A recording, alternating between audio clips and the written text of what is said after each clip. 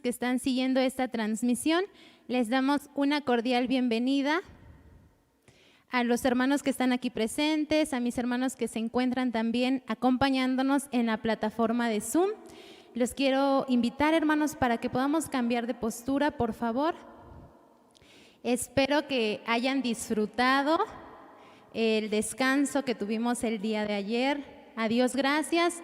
Hoy nos reincorporamos a nuestras actividades y los invito para que juntos podamos engrandecer el nombre de nuestro Padre.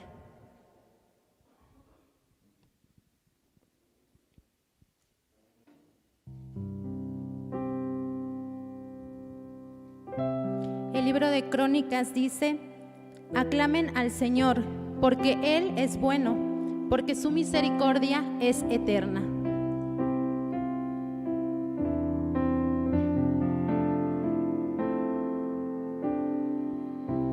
Temprano yo te buscaré, de madrugada yo me acercaré a ti. Mi alma te anhela y tiene sed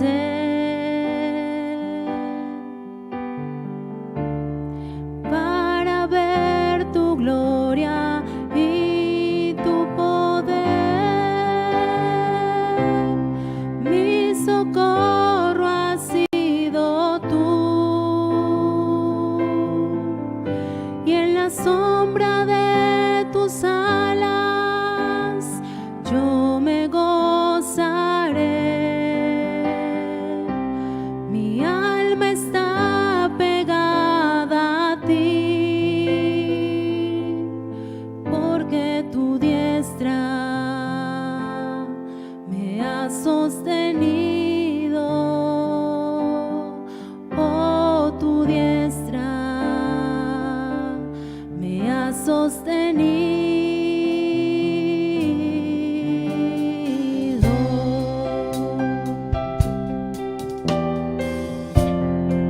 Temprano yo te buscaré.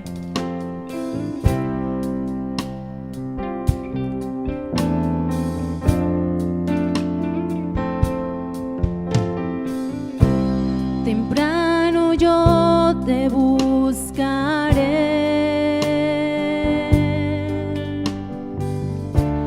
de madrugada yo me acercaré a ti. Mi alma te anhela y tiene sed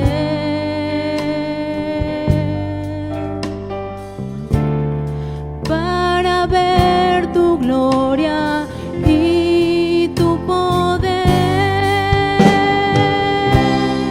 Mi socorro ha sido tú, y en la sombra de tus alas yo me gozaré. Mi alma está pegada a ti, porque tu diestra me ha sostenido. Oh, tu diestra me ha sostenido.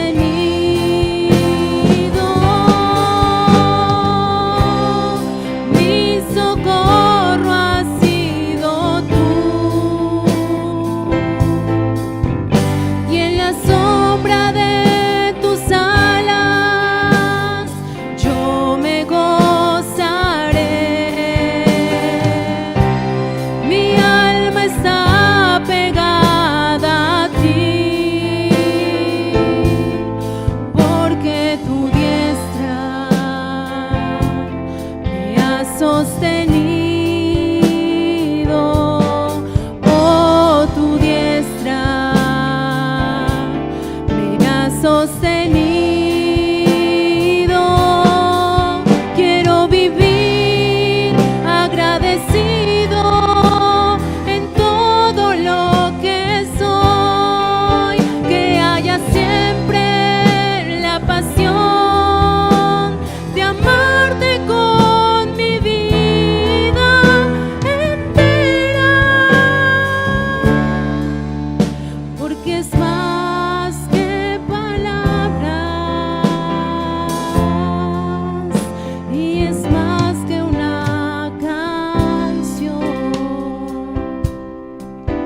Si en esta mañana sientes agradecimiento en tu corazón, te invito para que no solamente entonemos una alabanza, sino que podamos elevar una plegaria a nuestro Dios. Quiero expresar mi gratitud a ti, que me has dado todo. Una oración no bastaría, ni el tiempo de toda una vida,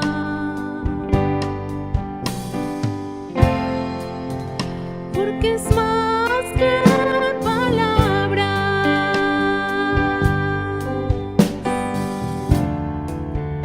y es más que una canción. Quiero vivir agradecido en todo lo que soy, que haya siempre la pasión de amarte con mi vida entera, porque es más que palabras y es más que una canción. Quiero vivir agradecido en todo lo que soy, que haya siempre la pasión de amarte con mi vida entera,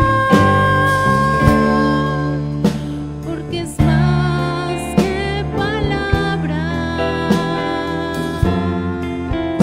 y es más que una canción, porque es más que palabras y es más que una canción.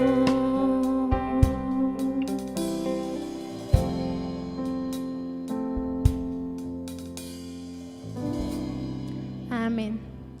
Que la honra, hermanos, y la gloria que salga de nosotros siempre sea para nuestro Dios.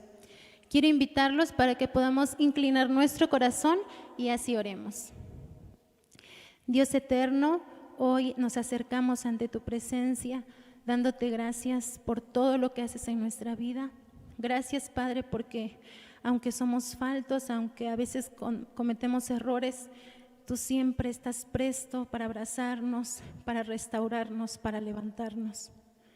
Te bendecimos porque tú eres bueno y no dudamos que en esta mañana también tú has preparado al expositor para que nos comparta una reflexión que sin duda será de gran bendición para nuestras vidas. Danos una mente abierta, una mente moldeable, Padre, para que podamos erradicar todas aquellas ideas equivocadas que tenemos y que lo que creamos, Padre, sea siempre conforme a tu voluntad. Dirígenos con tu Espíritu Santo, quedamos abandonados en tus manos y pedimos estas plegarias amparados en el nombre de tu Hijo Jesucristo. Amén. De esta manera, mis hermanos, vamos a recibir a mi hermano ministro Isaí Cruz Velázquez.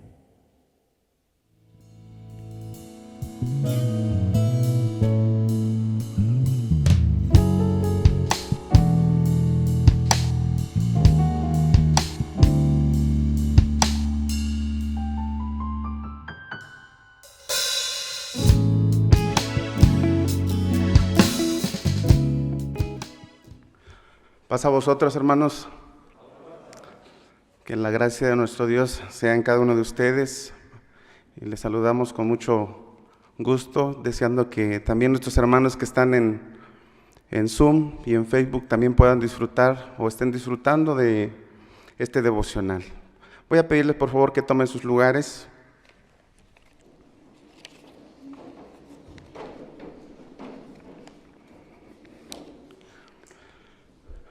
Y bueno, tenemos un tiempo limitado para esta reflexión de un tema interesante, un tema que va a desarrollarse durante esta sesión, durante este día.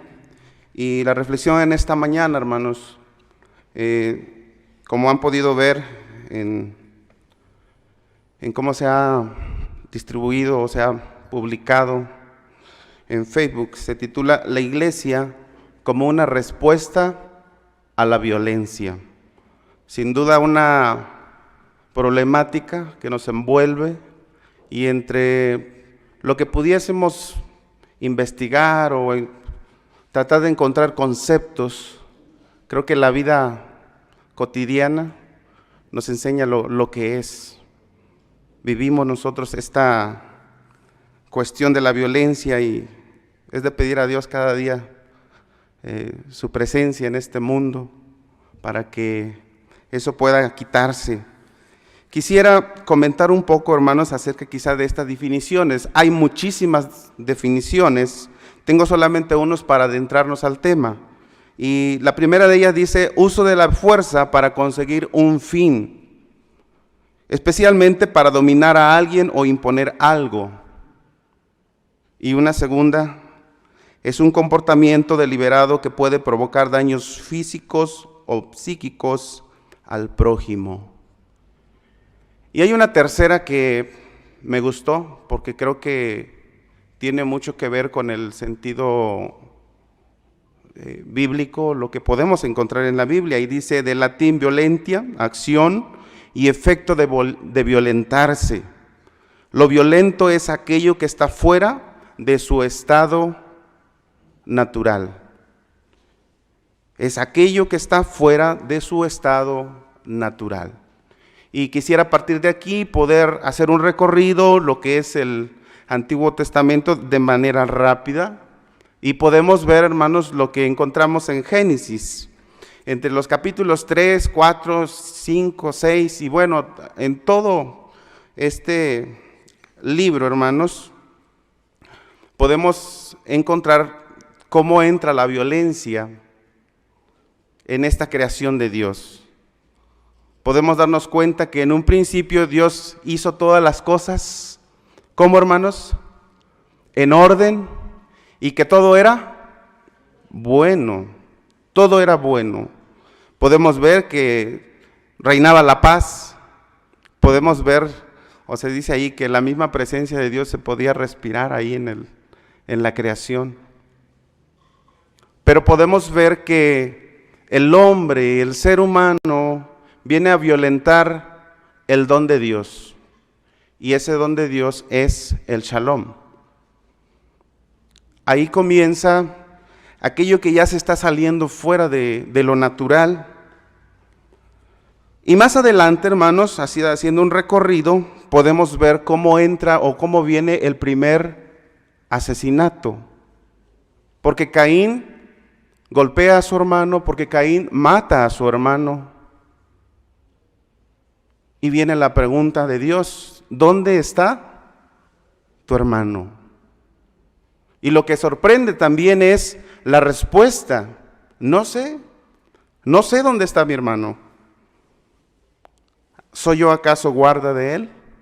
Creo que una respuesta retadora, yo creo que también un tanto violenta.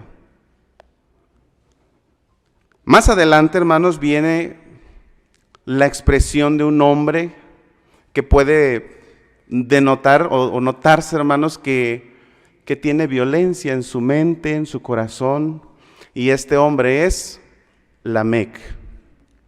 Y Lamec representa, o al menos lo que deja sentir es altivez, es arrogancia, es el querer dominar sobre los demás y por sobre todas las cosas.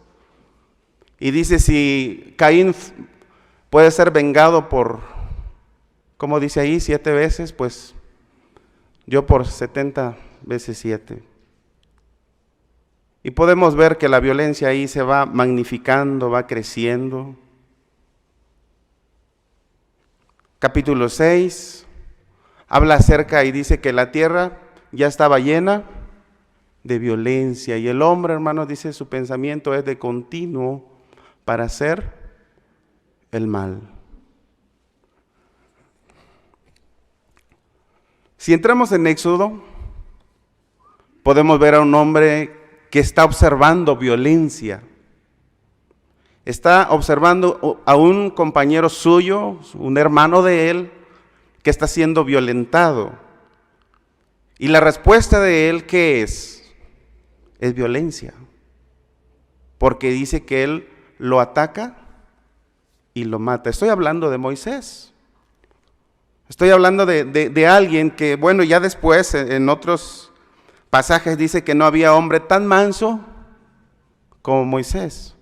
Pero en un principio, hermanos, Moisés viene con una actitud de enojo, de violencia, porque algo le está haciendo sentir impotente, porque alguien está sometiendo, alguien está oprimiendo. Si pudiésemos ver que en su mayoría el Pentateuco es una relectura de fe del pueblo de Israel, en el pensar de por qué les ha sucedido lo que les sucedió. ¿Por qué les sucedió lo que les sucedió? Me refiero a que estos escritos fueron durante y después del exilio. Y ellos están pensando, ¿por qué nos está pasando esto? ¿Por qué ha venido un imperio violento, nos ha arrebatado, nos ha quitado de nuestro lugar y nos ha llevado a otro? Seguramente porque se volvieron a la idolatría que Dios les dijo que no hicieran. Pero también porque este pueblo, hermanos, ha oprimido, porque ha vivido la injusticia, la ha practicado, ha sometido.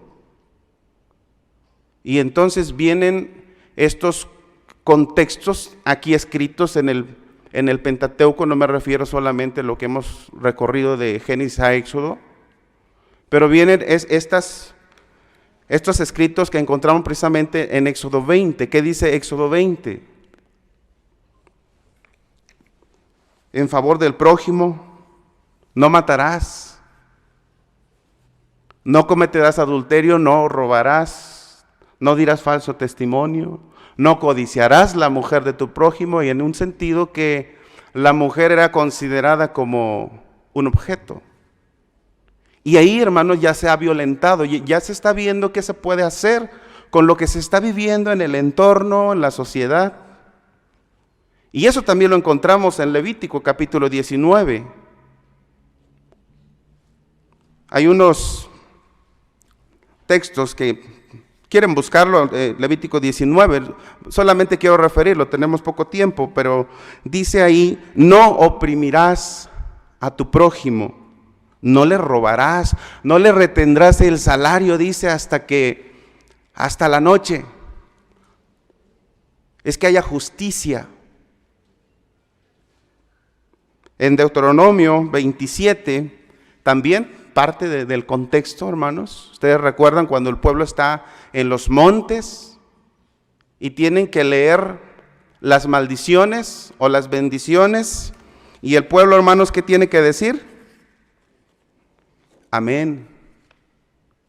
Aún diciendo esas maldiciones, porque tienen que recapacitar. Y dice, maldito quien defraude en su derecho al extranjero, al huérfano y a la viuda. Y bueno, también podemos ver que el profetismo tiene su aporte, porque al paso del tiempo y del pueblo, hermanos, se sigue viendo en la sociedad la injusticia, la opresión, la violencia. Y es ahí donde nace el mensaje profético para dar a conocer lo que Dios quiere para el pueblo, que viva en paz, que viva en orden, que se respeten los unos a los otros, pero lo que hacen es denunciar. Y no cabe la idea cómo un pueblo que había sido oprimido, que había sido violentado por 4 siglos, ahora este mismo pueblo es el violento, ahora este mismo pueblo es el opresor. ¿Y sobre quién? Sobre sus mismos hermanos, sobre su misma gente. Y es por eso que Dios se molesta. Dios hace un llamado y llama a sus profetas para decirle: hey, esto no está bien. La forma en cómo están viviendo y están violentando al pueblo. La mayoría de los profetas tiene este trabajo. Y no lo hacen desde el contexto a lo mejor espiritualizado que ahora nosotros lo vemos así cada pasaje de la Escritura. Ellos están viendo un mundo real, lo que están viendo, lo que están sufriendo.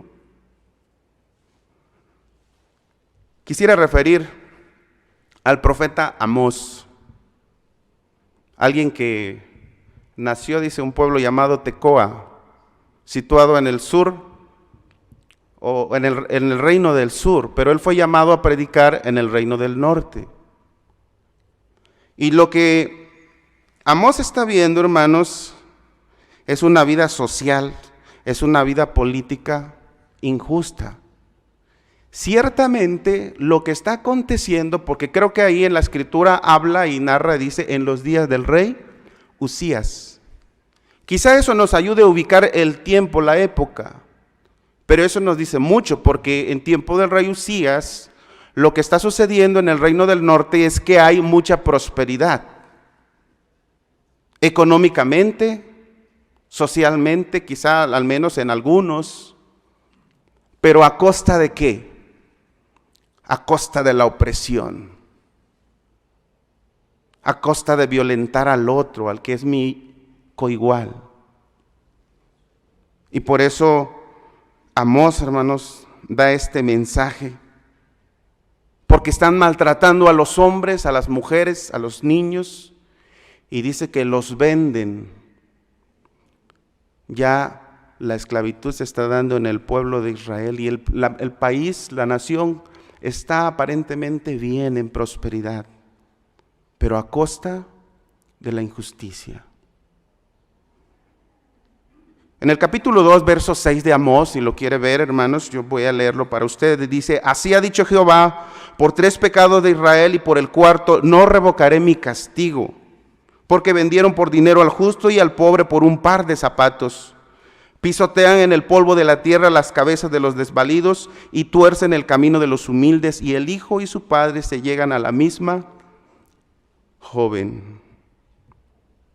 La característica de los gobernantes, de los ricos, hermanos, la avaricia, la arrogancia que lleva a violentar la vida social, la vida de un país.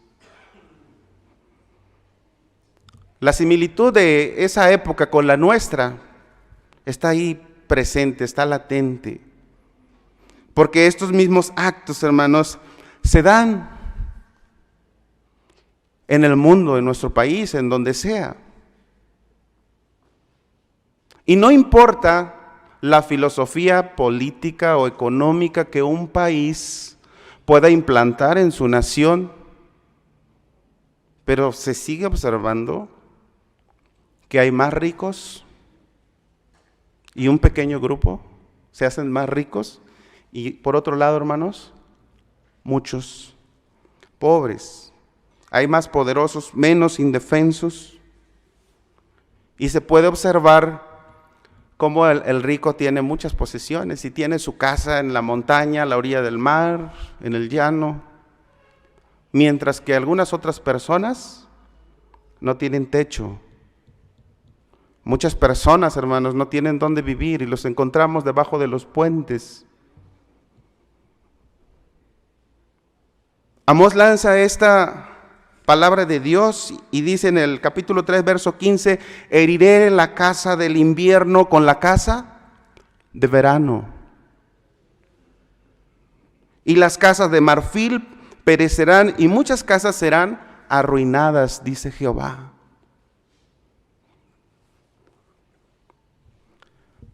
Todos los profetas referían, hermanos, que hacen un pronunciamiento en contra de la violencia. Pudiera referir Isaías, quien no está quizá imaginando ya a nuestra época, a nuestro siglo, quizá en el corto plazo, pero Él está anunciando una esperanza. Y allí en el capítulo 9, versos 6, 7 dice, un hijo nos es dado. Será llamado admirable, Dios fuerte, Padre eterno. ¿Y qué más, hermanos? Príncipe de paz. Se tiene la esperanza de que toda esa violencia, de que toda esa injusticia se quite, se vaya. Porque también será llamado Padre eterno. ¿Qué hace un padre? Cuida, protege, alimenta, provee, hace justicia. Y esa es la idea que está anunciando Isaías. Así que podemos ver algunos otros. El caso de Jonás. No puede comprender cómo Dios está queriendo acercarse a aquel que es quizá el imperio más violento, el asirio. Y él no comprende el pensamiento de Dios, el sentir de Dios. ¿Cómo me pides que vaya y anuncie la buena nueva, la paz allá al imperio tan violento, más violento de esa época? Podemos ver que la labor profética, hermanos, tenía limitantes. Quizá en el sentido de que su tarea era denunciar solamente, manifestar y decir aquello que no está bien a las instituciones. Hablamos de que exigían el orden al rey o a los sacerdotes, que como podemos ver en Ezequiel o en Jeremías son llamados falsos pastores, porque son los que deben de cuidar al pueblo, son los que deben de mantener el orden, de protegerlos, pero ellos no hacían eso. Lo que podemos ver, hermanos, en el tiempo de Jesús cambia la perspectiva de cómo hacer frente a la violencia, porque no es nada igual. En el tiempo de Jesús sigue habiendo, hermanos, injusticia. Injusticia para la mujer, injusticia para el niño, para los hombres. Y Jesús viene a implementar una nueva forma de cómo atender la violencia, el contexto social. El Sermón del Monte es uno de, quizá, o el centro del mensaje en relación a esta problemática. ¿Quieren verlo, por favor? Y no vamos a poder leerlo todo así completito, pero hay algunos textos que nos dan la idea de lo que Jesús piensa respecto a esto. Y dice en el capítulo 5 de Mateo, verso 4, voy a leer algunos solamente. Dice, bienaventurados los que lloran porque ellos recibirán consolación. Son los que están sufriendo en la realidad. Bienaventurados los que tienen hambre y sed de justicia porque ellos serán saciados. Y el verso 9 que dice, hermanos, bienaventurados los pacificadores porque ellos serán llamados hijos de Dios. Aquellos que están mirando la violencia y quieren hacer algo. Si podemos ver quizá en la versión nueva versión internacional dice bienaventurados, dice dichosos los que trabajan por la paz. Dichosos los que trabajan por la paz. Quizá en un sentido no solamente dichosos los que denuncian la injusticia. Dichosos los que trabajan por la paz, por quienes la construyen. Por los que van hilando algo, una idea, una acción, para que les sea de beneficio ese contexto que está desordenado, que está violentado. Hay un pensamiento de un teólogo llamado John Yoder. Este es un teólogo menonita, pacifista, Y él dice que Jesús se rehusó respecto al contexto que está viviendo a las soluciones de los esenios, porque los esenios lo que hicieron fue aislarse, irse, como que salirse de esa realidad. Y como decir, bueno, allá ellos, los que están allá en la ciudad o en la sociedad, ellos que le hagan como pueden, pero nosotros nos aislamos y nosotros somos aparte. Dice también que Jesús rechazó la ideología de los saduceos, porque los saduceos, en cuanto a esa situación que vivían, ellos se acomodaron. A ellos les cayó bien. Por ellos no había problema. Y hay otra idea que Jesús rechazó, la de los celotes. Porque los celotes, hermanos, respondían ¿con qué? Con violencia. Ellos se resistían al imperio opresor y ellos reaccionaban de esa manera. Y Jesús no. Jesús reacciona a la violencia con la no violencia. Y eso es lo que podemos ver en él como un ejemplo, como una muestra ahora de cómo la iglesia tiene que mirar y ver cómo actuar en este mundo que está, hermanos, violentado. Y es una cuestión que vemos todos los días. Estaba viendo una nota el martes, ahí en El Economista, de un escritor, Federico Rubli Kaiser, y pone su escrito que dice realidades de la migración ilegal, que es otro problema. La migración es otro problema de la violencia. Por eso decía, hermanos, que en cuestión de conceptos pudiésemos leer bastantes, pero en la vida real hay muchas cosas que nos enseñan y nos hacen sentir y experimentar la violencia. Y este escritor refirió acerca de lo que sucedió hace 2 semanas aproximadamente, donde un tráiler, hermanos, tuvo un accidente allá por Chiapas y donde murieron 55 migrantes. Cada uno de ellos había pagado $11,000. Y entonces, desde la perspectiva del dinero, allí iban en ese tráiler $2 millones. ¿No nos recuerda eso a lo que Amós está denunciando? Esa es la realidad. Quisiera ir concluyendo, hermanos.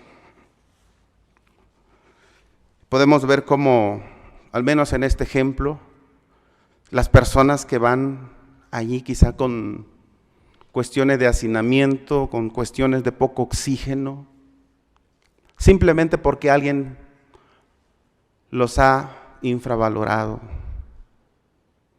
porque no lo sienten igual que quienes son los que tienen el poder en este negocio. Y ciertamente este escritor decía que cómo el gobierno se pronunció respecto a esta triste situación, pero no se pronunció en cuanto a lo que iba a hacer el gobierno con esa situación de injusticia, de maldad. Como iglesia, creo que debemos adoptar, creo que estamos de acuerdo en adoptar el sentir de Jesús, de ser pacificadores, de construir la paz,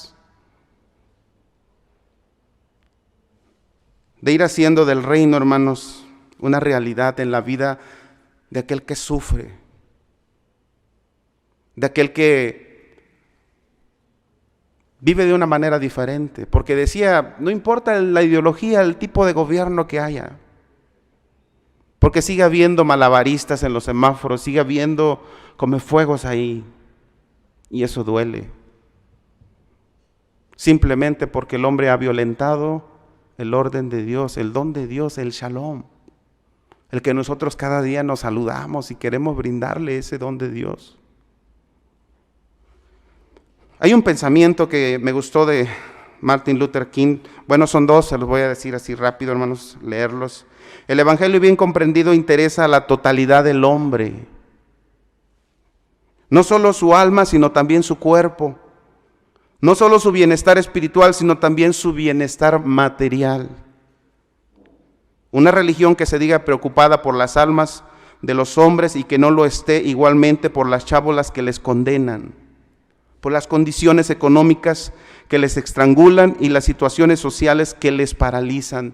Dice, no es más que una religión espiritualmente moribunda. Chábolas, bueno, cuando leía la palabra no la entendía, tuve que buscarla, tal vez ustedes la conozcan. Son las casas que se construyen de desechos y que no alcanzan a cubrir la necesidad de protección.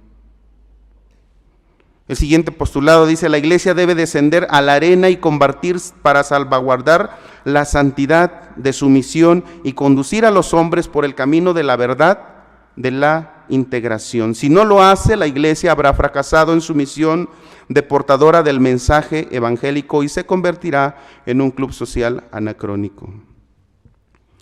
Que Dios, hermanos, nos ayude.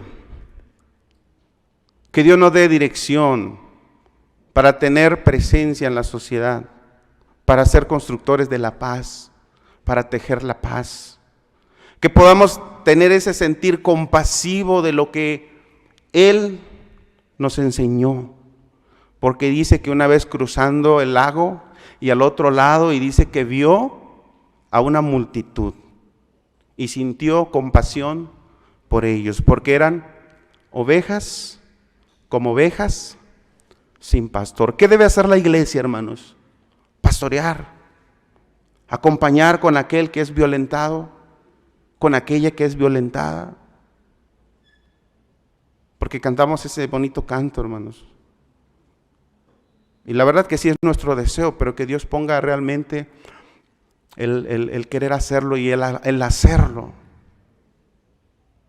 Ayúdame a mirar con tus ojos. No quiero seguir siendo ya más insensible.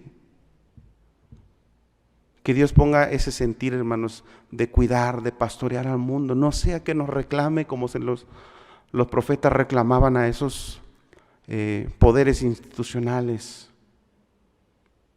Que Dios nos dé su sentir de amor. Que Dios nos dé el sentir de recuperar ese shalom que anunciamos. Amén. Dios los bendiga, hermanos.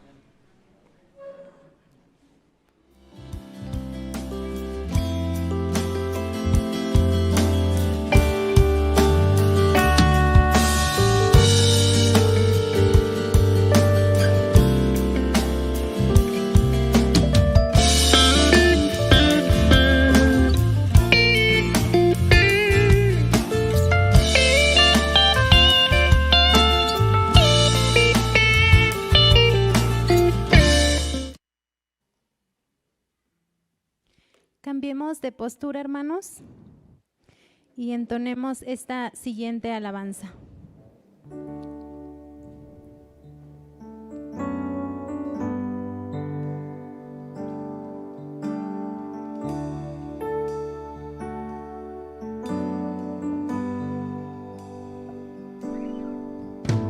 Ayúdame a mirar con tus ojos. Yo quiero sentir con tu corazón. No quiero vivir más siendo insensible. Tanta necesidad, oh Jesucristo.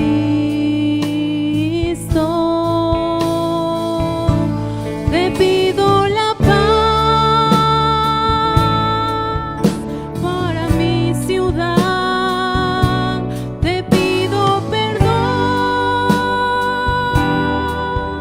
por mi ciudad. Ahora me humillo y busco tu rostro.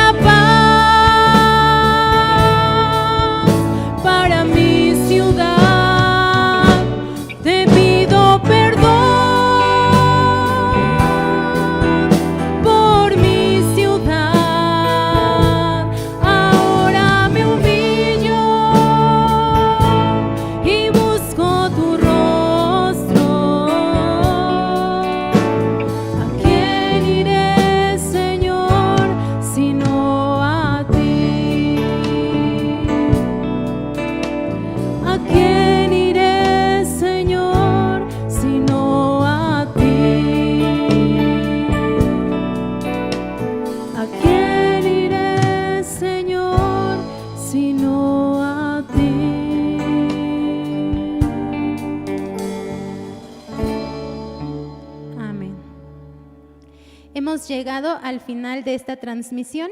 Nos despedimos en este momento de nuestros hermanos que están siguiéndonos por vía Facebook.